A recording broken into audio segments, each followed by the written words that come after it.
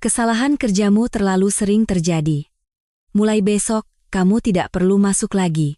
Baik, Pak. Perkataan itu diucapkan di tengah koridor yang ramai, disaksikan oleh rekan-rekan kerja. Tidak ada seorang pun yang mencoba membela. Tepat 1 hari setelah menandatangani surat pengangkatan sebagai karyawan tetap, Dewi Lestari harus mengembalikan kartu aksesnya di bawah tatapan tajam dan jari yang menunjuk. Bagi Baskoro, kepala departemen yang tidak pernah suka dengan fakta bahwa seorang lulusan SMA bisa menjadi karyawan tetap, Dewi adalah target yang sangat mudah. Namun, saat membereskan barang-barangnya, Dewi diam-diam menyimpan satu hal, sebuah buku catatan. Di dalamnya, ia telah merangkum temuannya dari malam sebelumnya, sebuah file revisi yang aneh dan catatan mengapa angka-angka di dalamnya tidak masuk akal secara logis.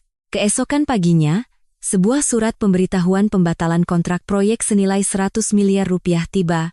Kantor audit dari pihak klien menyimpulkan bahwa dasar perhitungan proyek telah dimanipulasi. Wajah Baskoro menjadi pucat pasi. Apa yang sebenarnya terjadi dalam 1 hari setelah Dewi diangkat menjadi karyawan tetap? Sebelum cerita dimulai, jangan lupa untuk subscribe dan like, serta tinggalkan komentar dari mana Anda mendengarkan cerita ini. Saya ingin mengucapkan terima kasih secara pribadi. Baiklah, mari kita mulai cerita hari ini. Dewi Lestari, bisa keluar sebentar? Saat suara itu menggema di koridor, 2 karyawan yang sedang lewat langsung berhenti melangkah. Waktu makan siang baru saja berakhir, dan koridor dipenuhi orang-orang yang kembali ke meja masing-masing. Namun, di tengah keramaian itu, suara Baskoro Wijoyo, Kepala Departemen Pengembangan Bisnis, terdengar sangat jelas. Itu bukan suara yang bertanya. Itu adalah suara seseorang yang sudah mengambil keputusan dan hanya memanggil lawannya untuk mendengarkan. Dewi Lestari bangkit dari kursinya. Pagi itu, di atas mejanya masih tergeletak salinan surat kontrak pengangkatan karyawan tetap, tepat 1 hari telah berlalu sejak ia menandatanganinya. Ia telah bertahan selama 6 bulan sebagai karyawan kontrak, mendapatkan reputasi sebagai orang yang paling teliti di tim, dan di akhir masa kontraknya, ia berhasil mendapatkan status karyawan tetap. Semua itu terjadi kemarin. Tapi hari ini, atasannya memanggil namanya di koridor. Lokasinya di depan ruang rapat. Ruang rapat itu berdinding kaca, sehingga siapapun yang lewat bisa melihat dengan jelas apa yang terjadi di dalamnya. Baskoro sengaja memilih tempat itu. Dewi langsung tahu apa artinya ketika Baskoro memilih ruang terbuka alih-alih ruangannya sendiri. Kesalahan kerjamu terlalu sering terjadi. Meskipun kamu baru diangkat kemarin, hasil evaluasi internal memutuskan bahwa kami sulit untuk melanjutkan kerjasama ini. Perkataan Baskoro singkat dan lugas, seolah sudah disiapkan sejak lama. Kesalahan kerja? Dewi mengulang kata-kata itu dalam benaknya sambil memutar kembali ingatannya selama 6 bulan terakhir.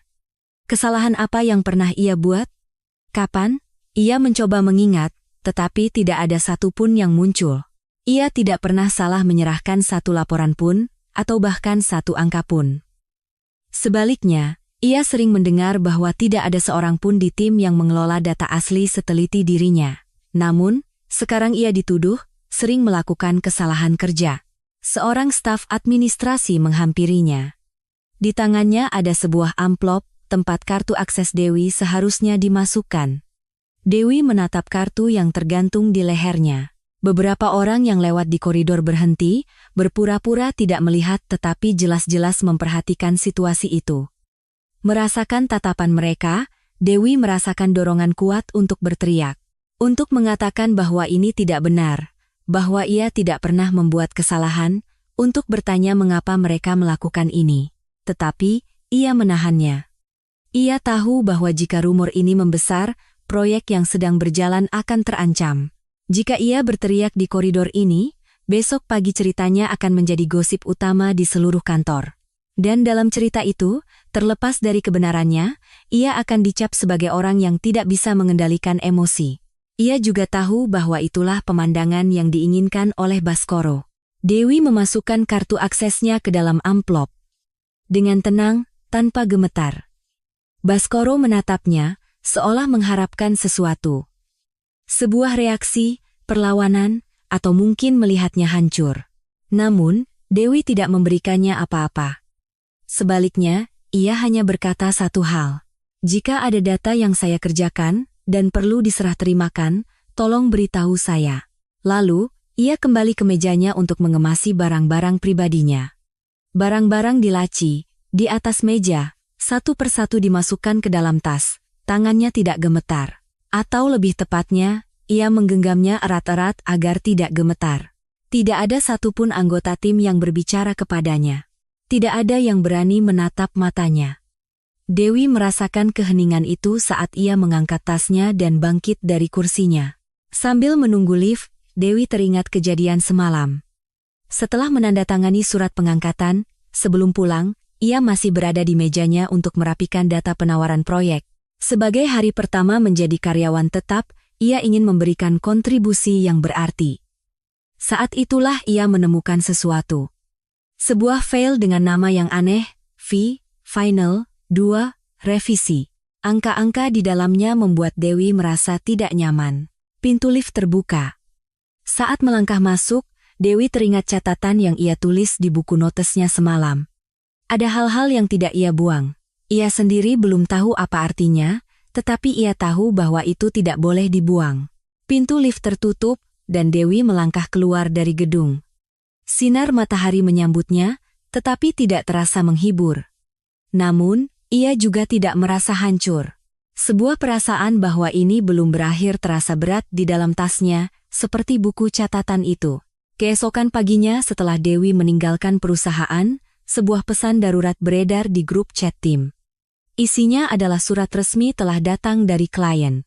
Detailnya menyebar dengan cepat, pemberitahuan penangguhan dan tinjauan pembatalan kontrak proyek pengendalian Smart City. Ini adalah kontrak senilai 100 miliar rupiah, proyek yang telah menyita waktu dan tenaga tim selama berbulan-bulan. Alasannya jelas. Kantor audit klien memberikan penilaian awal bahwa dasar perhitungan utama yang dilampirkan dalam kontrak, yaitu jumlah tenaga kerja yang dikerahkan dan beberapa pos biaya risiko palsu atau tidak akurat. Penangguhan kontrak ini bukan masalah administrasi biasa. Klien telah mempertanyakan kredibilitas dari dasar perhitungan itu sendiri. Jika ini berujung pada pembatalan kontrak, kerugiannya bukan hanya finansial, tetapi juga akan merusak rekam jejak dan reputasi perusahaan dalam penawaran proyek di masa depan. Tim menjadi panik. Rapat pagi darurat diadakan, dan suasana di dalam ruang rapat terasa berbeda dari biasanya. Tidak ada yang berani memulai pembicaraan. Semua orang saling memandang, lalu menatap Baskoro. Ekspresi Baskoro tampak kaku, tetapi suaranya tetap tenang seperti biasa, yang justru membuatnya terasa aneh. Seorang kepala departemen yang terlalu tenang di tengah krisis seperti ini. Sepertinya ada kesalahan dalam proses penyusunan dokumen. Pihak pelaksana perlu memeriksa dan mengirimkan versi yang sudah diperbaiki. Hanya itu yang dikatakan Baskoro. Pihak pelaksana. Semua orang yang duduk di ruangan itu tahu kemana arah kata-kata itu menunjuk. Tidak ada pertanyaan tentang siapa yang membuat kesalahan, tidak ada penjelasan tentang bagaimana angka-angka itu bisa berubah. Hanya ada perintah agar pihak pelaksana yang menyelesaikannya. Para anggota tim mulai membuka file pekerjaan mereka masing-masing. Namun, ada masalah. Semakin mereka memeriksa pos-pos yang dipermasalahkan oleh klien, semakin jelas bahwa itu bukan sekadar kesalahan biasa. Pos biaya risiko telah diturunkan dari angka semula, jumlah tenaga kerja yang diusulkan lebih sedikit dari rencana sebenarnya, dan tidak jelas kapan atau di versi file mana perubahan itu dilakukan. Ini bukan perubahan yang bisa dijelaskan sebagai salah ketik atau salah hitung sederhana. Yang diminta klien bukanlah revisi. Mereka meminta dasar perhitungan. Mereka ingin bukti mengapa angka-angka itu digunakan, apa penawaran dari vendor dan dasar perhitungan biaya asli yang mendukung angka-angka tersebut. Dan jika bukti itu tidak diserahkan, mereka akan melanjutkan proses pembatalan kontrak. Anggota tim mulai mencari-cari file.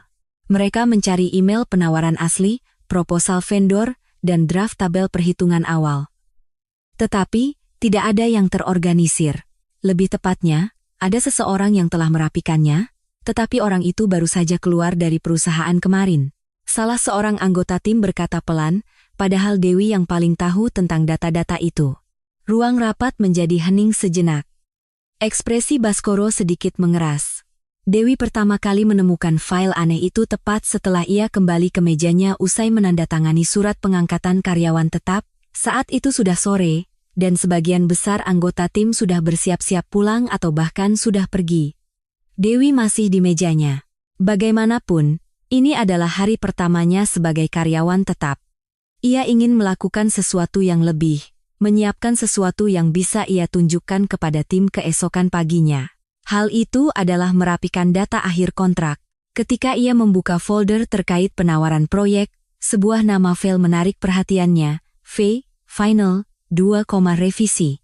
Dalam manajemen versi, jika sebuah file sudah diberi nama final, seharusnya itu adalah versi terakhir.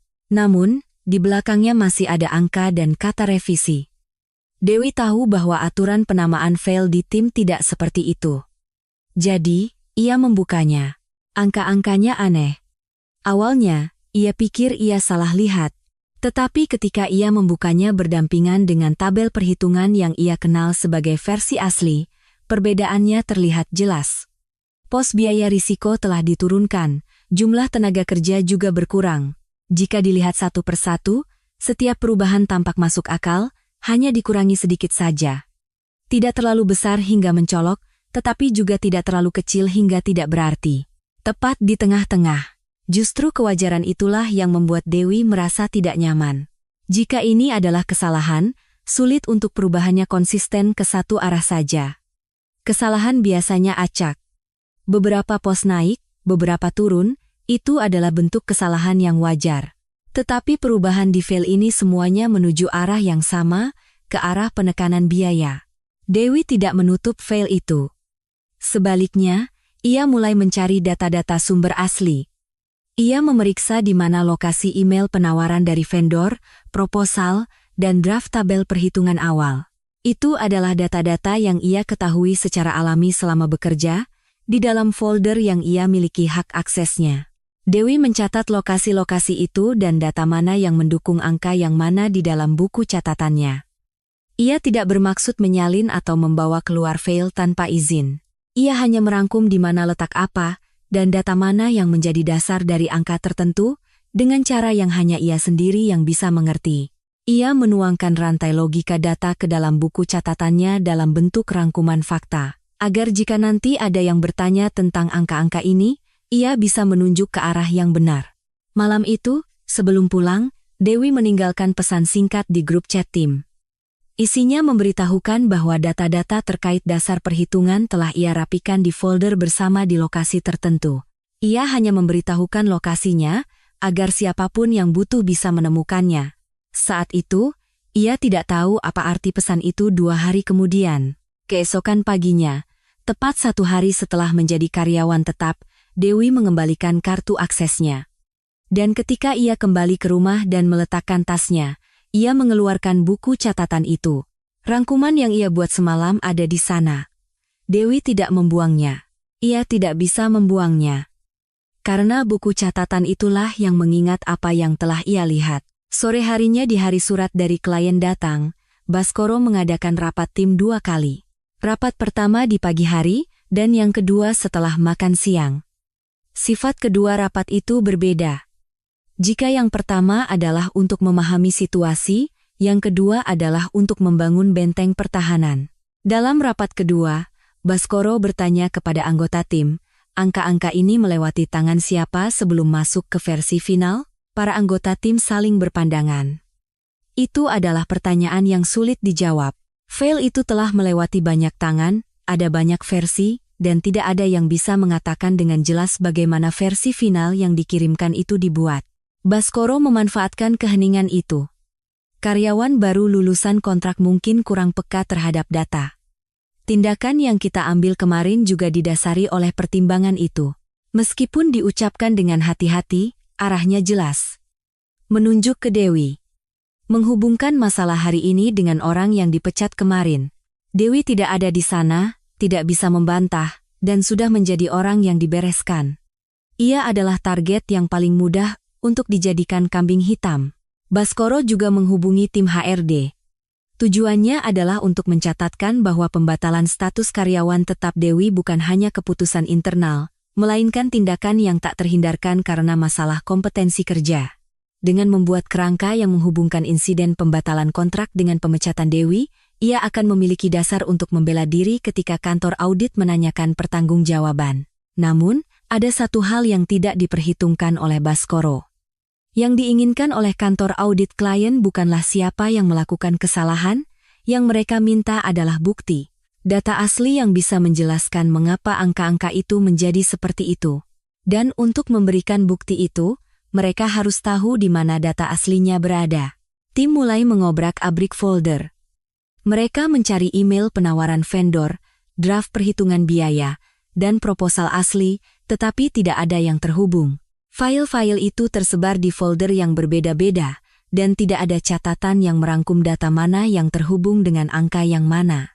Ada seseorang yang telah merapikannya, tetapi orang itu sudah pergi kemarin. Adi Nugroho, salah satu anggota tim, membuka laci mejanya dan mengeluarkan sesuatu. Ia membuka grup chat tim di ponselnya. Ia menggulir ke atas, lalu berhenti. Ada pesan dari Dewi yang dikirim kemarin malam. Pesan yang mengatakan bahwa data-data terkait dasar perhitungan telah ia rapikan di sebuah folder bersama. Adi mengikuti path folder yang ditunjukkan. Data-data itu ada di sana. Proposal vendor, email penawaran, draft tabel perhitungan, semuanya tersusun rapi berdasarkan tanggal. Itu adalah peninggalan Dewi sebelum ia pergi semalam. Adi menatap folder itu sejenak. Lalu ia menoleh ke arah Baskoro. Baskoro merasakan arti dari tatapan itu. Data yang ditinggalkan oleh orang yang telah dipecat kini menjadi satu-satunya kunci untuk menyelesaikan situasi ini.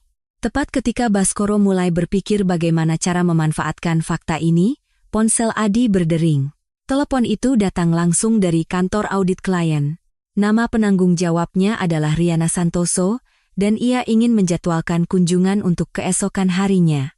Dan dalam pesan itu, ada satu hal yang ditambahkan. Mereka mendengar bahwa staf yang dipecat kemarin adalah orang yang paling tahu detail dasar perhitungan proyek. Wajah Baskoro menegang. Rencananya tidak berjalan sesuai rencana. Nama Riana Santoso pertama kali muncul di layar ponsel Adi. Namun, ia benar-benar menunjukkan kehadirannya keesokan paginya di dalam ruang rapat. Riana datang sendirian, bukan dengan gaya tim audit besar yang bergerak bersama, melainkan satu orang penanggung jawab yang datang dengan satu tas kerja. Justru itu yang membuatnya terasa lebih berat. Tim yang besar bisa dihadapi, tetapi satu orang dengan pertanyaan yang tepat sulit untuk dilawan.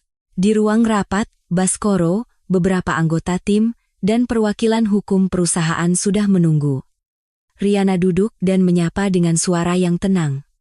Lebih tepat disebut akurat daripada tajam. Ia tidak terburu-buru, tetapi juga tidak membuang waktu, hanya mengeluarkan hal-hal yang perlu. Halaman 5 dari kontrak, pos biaya risiko. Bisakah Anda menunjukkan email yang menjadi dasar perhitungan angka ini? Itu adalah pertanyaan pertama. Baskoro menatap ke arah anggota tim yang bertanggung jawab. Anggota tim itu membuka laptopnya dan mulai mencari di dalam folder. Butuh waktu. Riana menunggu, tanpa kata-kata yang mendesak atau ekspresi yang tidak sabar. Ia hanya menunggu, dan penantian itu justru meningkatkan ketegangan di dalam ruangan. Bagaimana dengan penawaran dari vendor? Dasar perhitungan jumlah tenaga kerja? Pertanyaan kedua dan ketiga menyusul. Baskoro mencoba mengalihkan pembicaraan. Ia mengatakan bahwa mungkin ada kesalahan dalam proses penyusunan dokumen dan mereka bisa berdiskusi untuk memperbaikinya. Riana tidak memotongnya. Ia mendengarkan sampai selesai. Lalu ia bertanya, "Kami tidak menginginkan revisi. Kami ingin tahu dari mana angka-angka ini berasal. Mengapa pos ini dikurangi? Dan apa dasar dari keputusan itu?" Di hadapan pertanyaan itu, Baskoro untuk pertama kalinya kehabisan kata-kata. Jika yang diminta adalah revisi, mereka tinggal membuatnya. Tetapi meminta dasar dari angka asli adalah hal yang berbeda. Mereka harus bisa menjelaskan bagaimana angka asli itu dibuat, dan penjelasan itu tidak ada di ruang rapat ini. Riana mengeluarkan selembar dokumen. Lalu ia berkata pelan, "Saya dengar staf yang dipecat kemarin adalah orang yang paling teliti merapikan dasar perhitungan ini." Ruangan menjadi sunyi. Ekspresi Baskoro menegang. Riana melanjutkan, saya sudah memeriksa pesan yang ditinggalkan di grup chat tim. Dikatakan bahwa data dasar perhitungan dirapikan di folder bersama tertentu, dan orang yang meninggalkan pesan itu adalah Dewi Lestari yang diberhentikan kemarin. Riana menyebut nama itu sambil menatap Baskoro. Bukan tatapan menghakimi, itu adalah tatapan yang mengkonfirmasi. Tatapan seseorang yang sudah memahami apa arti dari tindakan memecat Dewi kemarin. Baskoro menerima tatapan itu, mulai menyadari bahwa urusan yang ia anggap sudah selesai kemarin justru menjadi petunjuk yang menentukan arah audit ini. Rapat berlangsung sepanjang pagi. Riana mengupas satu persatu pos, Baskoro mencoba mengalihkan pembicaraan, dan para anggota tim dengan hati-hati mengeluarkan apa yang mereka ketahui. Semakin dalam mereka mencari data, semakin jelas bahwa folder yang dirapikan oleh Dewi adalah satu-satunya data yang memiliki kaitan yang jelas. Saat mengakhiri rapat, Riana mengajukan satu permintaan. Bisakah Anda menghubungkan saya agar bisa berbicara langsung dengan Ibu Dewi Lestari besok pagi? Baskoro menunda jawabannya. Ia berpura-pura berpikir, padahal sebenarnya ia sedang memikirkan cara untuk menolak permintaan ini. Namun, saat itu Baskoro tidak tahu bahwa Riana sudah mendapatkan nomor kontak Dewi melalui jalur lain. Dewi menerima telepon dari Riana malam itu. Nomornya tidak dikenal, tetapi begitu diangkat, penelpon langsung memperkenalkan diri sebagai penanggung jawab dari kantor audit klien. Dewi terdiam sejenak. Telepon ini tidak terduga. Sudah 2 hari ia dipecat, dan ia sudah tidak punya hubungan apa-apa lagi dengan perusahaan itu, tetapi sekarang kantor audit klien menghubunginya langsung. Rasanya aneh. Riana tidak menjelaskan panjang lebar. Ia mengatakan bahwa mereka perlu memverifikasi data dasar perhitungan, dan ia dengar Dewi adalah orang yang paling memahaminya. Ia bertanya apakah Dewi bisa bertemu di lobi kantor besok pagi. Dewi berpikir sejenak. Apa dampak dari situasi ini, dan apa artinya jika ia muncul di sana? Namun, jawabannya tidak sulit. Ada alasan mengapa Dewi tidak membuang buku catatannya. Mungkin ia memang sedang menunggu seseorang menanyakan apa yang telah ia lihat. Dewi menjawab bahwa ia akan datang ke lobi besok pagi. Keesokan paginya, Dewi Lestari melangkah masuk ke lobi perusahaan. Tempat di mana ia mengembalikan kartu aksesnya 2 hari yang lalu. Saat itu, ia berjalan keluar dengan barang-barang pribadi di dalam tasnya. Sekarang, ia berjalan masuk. Riana sudah menunggunya di lobi. Mereka saling menyapa singkat, dan Dewi mengeluarkan buku catatan dari tasnya. Mereka duduk di salah satu sofa di sudut lobi, dan Dewi membeberkan apa yang telah ia rangkum. Tidak ada yang mewah, hanya sebuah buku catatan, dan di dalamnya terangkum lokasi data dan rantai logika yang menghubungkannya. Itu bukan berisi emosi. Isinya adalah penawaran vendor mana yang menjadi dasar dari pos tertentu, bagaimana pos itu berubah di versi final yang dikirimkan, dan apakah perbedaan itu bisa dijelaskan secara logis atau tidak, semua dirangkum dengan kata-katanya sendiri. Riana menatap buku catatan itu sambil terus bertanya. Dewi menjawab satu persatu. Ia tidak mengatakan siapa yang melakukannya. Ia menjelaskan apa yang berubah, bagaimana perubahannya, dan mengapa itu aneh secara logis. Bahwa perubahannya konsisten hanya ke satu arah, yaitu menurunkan biaya. Bahwa jika itu kesalahan, sulit untuk perubahannya hanya ke satu arah. Dan bahwa versi file yang diubah itu tidak muncul secara alami dari alur kerja yang normal. Sambil mendengarkan penjelasan Dewi, Riana mencatat sesuatu di buku catatannya. Lalu ia bertanya satu hal, kenapa Anda merapikan ini? Saat itu Anda belum tahu akan dipecat. Dewi berpikir sejenak, lalu menjawab, karena saya merasa ada yang aneh. Dan sepertinya, hanya saya yang melihat keanehan itu. Mendengar itu, Riana menatap Dewi sejenak. Ada sesuatu dalam tatapan itu. Tatapan seseorang yang telah memutuskan bagaimana akan memanfaatkan orang ini. Riana menutup buku catatannya dan berkata, kami akan meresmikan prosedur audit. Kata-kata itu jatuh dengan tenang di lobi. Dewi merasakan bobot dari kata-kata itu. Meresmikan berarti masalah ini tidak akan lagi dianggap sebagai kesalahan dokumen biasa. Artinya, proses penentuan pertanggungjawaban seseorang akan dimulai. Dari dalam, para karyawan mulai berdatangan untuk bekerja. Beberapa dari mereka mengenali Dewi. Melihat orang yang telah dipecat duduk berdampingan dengan auditor dari klien, langkah mereka sejenak goyah. Ruang yang kemarin mengabaikan Dewi kini kembali menatapnya. Dengan dimulainya prosedur audit resmi, arah pertanyaan berubah. Bukan lagi tentang angka mana yang salah. Pertanyaannya menjadi, mengapa dan atas keputusan siapa angka itu diubah? Objek investigasi berpindah dari dokumen ke orang. Kantor audit meminta daftar peserta rapat terkait dasar perhitungan. Mereka juga meminta catatan jalur persetujuan dan riwayat komunikasi dengan vendor. Kalender rapat, memo, riwayat email keluar masuk, dan riwayat modifikasi file satu persatu diserahkan. Dalam proses mencocokkan semua itu, sebuah gambaran mulai terbentuk. Terungkap bahwa sebelum waktu penyesuaian angka, ada sebuah rapat tertentu. Di antara peserta rapat itu ada Baskoro, dan setelah rapat itu, versi file berubah. Baskoro tetap pada pendiriannya bahwa itu adalah modifikasi yang dilakukan secara sepihak oleh tim pelaksana. Ia bersikeras bahwa ia tidak memerintahkannya, melainkan staf penanggung jawab yang mengubahnya atas inisiatif sendiri. Namun, argumen itu dipatahkan oleh sesuatu yang tampaknya sepele, sebuah memo yang dilampirkan di kalender rapat. Memo itu ditulis sendiri oleh Baskoro, dan di dalamnya tertulis instruksi untuk menjaga biaya pos ini di bawah level tertentu. Mengenai apakah itu perintah atau target, Baskoro berdalih bahwa itu bisa ditafsirkan berbeda, tetapi kantor audit membacanya dengan cara lain. Keputusan untuk menurunkan angka datang dari atas. Dan kemudian, Adi Nugroho, anggota tim, angkat bicara. Sampai pagi itu, Adi berniat untuk tidak mengatakan apa-apa. Ia tahu betul apa akibat dari memberikan kesaksian di dalam sebuah organisasi. Namun, saat kantor audit mengeluarkan satu persatu bukti dan terus bertanya, Adi mulai berpikir tentang arti dari terus menyembunyikan apa yang ia ketahui. Diam juga merupakan sebuah pilihan, dan pilihan itu membiarkan apa? Pak Baskoro bilang, kalau hanya segini, pihak klien tidak akan sadar. Suara Adi pelan, tetapi jelas. Ruang rapat menjadi hening sejenak. Baskoro menatap Adi, tatapan yang bercampur antara rasa dikhianati dan kebingungan. Adi tidak mengalihkan pandangannya. Kata-kata yang sudah terucap tidak bisa ditarik kembali. Kantor audit meminta konfirmasi saksi tambahan. Mereka ingin memastikan apakah ada orang lain yang mendengar hal yang sama. Ternyata bukan hanya Adi. Dua anggota tim lain yang hadir di rapat itu mengingat hal serupa.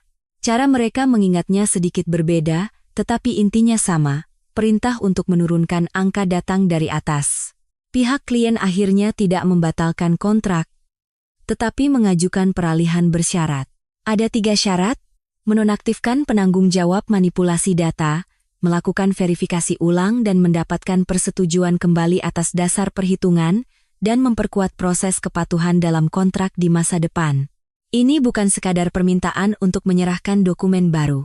Ini adalah permintaan untuk mengubah struktur di dalam perusahaan. Sore itu, Baskoro mengadakan pertemuan terpisah dengan tim hukum perusahaan. Wajahnya saat keluar dari ruang rapat sudah berbeda dari pagi hari. Wajah seseorang yang kinerja, posisi, dan kepercayaannya goyah secara bersamaan. Hari itu, untuk pertama kalinya ia menyadari betapa cepatnya hal-hal yang telah ia bangun selama ini bisa runtuh.